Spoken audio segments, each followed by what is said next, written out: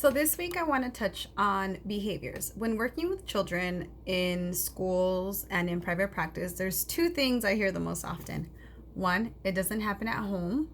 And two, things are great at school, but things are not changing at home. So, let me just start by explaining behavior, right?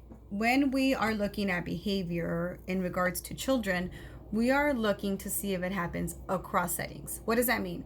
That means that it happens everywhere the child goes, right? Whether it's school, whether it's home, whether it's grandparents' house, whether it's the public, the stores, the parks, with friends. It doesn't matter where the child is, the behaviors are occurring in all of those places. Okay, so that's the first thing we need to keep in mind, that they have to be happening across settings to actually be able to do something about it.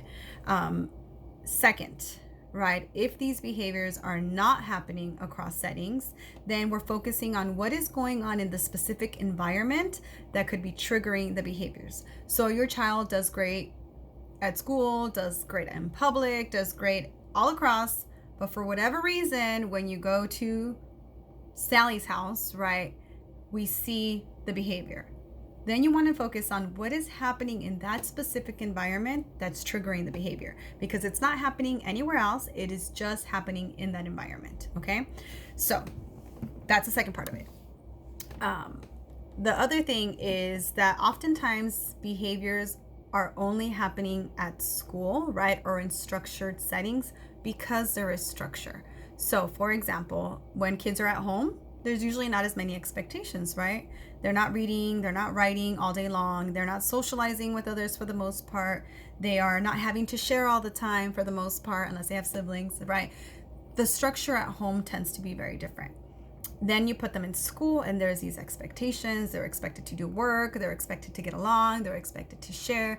There's a lot less wiggle room when you're in a school setting versus when you're at home. And so that in itself can trigger behaviors, okay? The other part is the behaviors are disappearing at school, but at home, nothing is changing. Guess what? That means that perhaps at home they need a structure. Maybe they need the visual to know the expectations, right? Something in the structured environment is working and something in the unstructured environment is not working.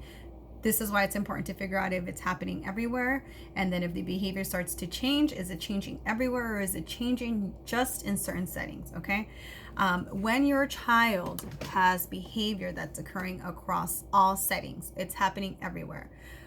Yes, you can go to the teacher and, get support, get more information, even the school, but oftentimes if it's not happening at school or it's not a big deal at school, it kind of gets minimized, right? They're not going to focus on it. You as a parent are dealing with it all the time across settings. So then that means that you need to take it to their primary doctor.